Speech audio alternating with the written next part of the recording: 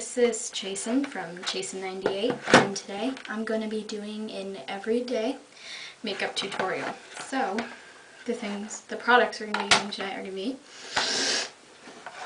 Beige Cosmetics Contour and Blush 6 colors.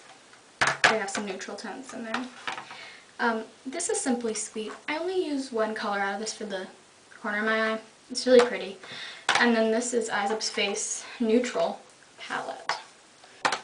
That's for that. We're also going to be using Color Stay Revlon for our concealer. Need to conceal. Use a sponge to get that on there, obviously. For brushes, this is Complexion Brush, and this is a brush I think from Target. It might be Eliza, something like that. For our eye brushes, contour blending, crease blending, and highlight blending, and then eyebrow brush just to kind of straighten out all your eyebrows. To apply it, surprisingly, all I need to use is this concentrated little eyeshadow brush. It works very good. It's concentrated, it goes on like superb. Plus, your foundation brush kind of just gets under your eyes a little bit. And for lips, Sephora matte finish lip gloss, beautiful. Works very well. Okay, so I'm going to show you how to do this. Be sure to cleanse face with an exfoliating sponge to open pores, creating a clean canvas for your face. You then want to take your favorite concealer and then put it under your eye to get rid of dark circles and bags that can appear on your face. You also want to get it on your nose, all around, and on your forehead and on your chin. This is the areas that I like to use. Using a wedged sponge, try to combine your concealer to your face. Smooth tap and get under your eyes to make sure that it is fully blended in. You want to make sure that it's not too blotted, because then it will end up looking cakey on your face, and that is not a good thing. Get it in between the corners of your eyes and on your forehead. Make sure everything is blended completely. Then, using your BH Cosmetics palette of concealers like these colors shown, there are some concealers, some beige foundations, blushes, and of course neutral tones. You use a brush like that, and you just want to get the beige color onto your face, doing circular motions and swirling all the way across. This will get even coverage. Don't add too much though, because if you add too much, it will end up looking cakey and dry and will start looking like snake skin, which is not a good thing. You want to make it nice and smooth. Remember that. Airbrush look is in right now, so you want to make sure that you get that totality. Get it all over your forehead, your nose, cheekbones, cheeks, and chin, and make sure it has full coverage on your face. Using a different brush, like this complexion brush, you just want to get a second coat on there, and to make sure that you got every spot on your face. Get it all around on your face, your cheeks, and of your nose. This is where we begin to do our eyes, because eyes are, of course, part of everyday eye makeup. You want to make them pop and look really nice, and most things that people see come from your eyes. So also, before I start on my eyes, I just like to put a little bit of foundation under my eyes. This is just to ensure that we don't have any dark circles or bags, because that makes you look old, and of course if you're young you want to look your age.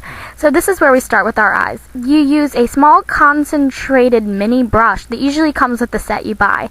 I like neutral tones like pumpkin spice, brown, latte colors. They really make your eyes pop in a natural way. Not too dramatic, not too over the top. And this is the color I use. It's a nice brown foxy kind of look, and I just like to get enough on there, make sure it looks good, and make sure it's concentrated. Now you start at the lid, and you just want to go across the lid, and you start to go to the crease halfway.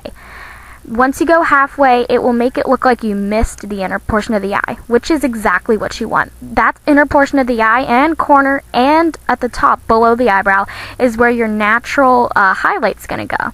That will really make your eyes pop. Getting it in between the eyes and in the corners of your eyes will just make your eyes look so smoky and delectable. Of course innocent as well. Doing the same thing to the other eye, you want to repeat the same process, going halfway at the crease and almost to the top. Make sure you don't go all the way to the top though, because you got to save room for the highlight that you'll be using. And in this case, it's a nice yellow smoky turmeric color with a nice beautiful pearl. Repeat the same process. You want to make sure that you get total coverage of the eye, but not all the way, just in the spots that I mentioned. Okay, so now, this is what you're going to do. You want to get that highlight under your eyebrows. Using a nice turmeric color as shown, the one where my brush is on right there. It's a nice yellow kind of smoky dusty color. It works very well.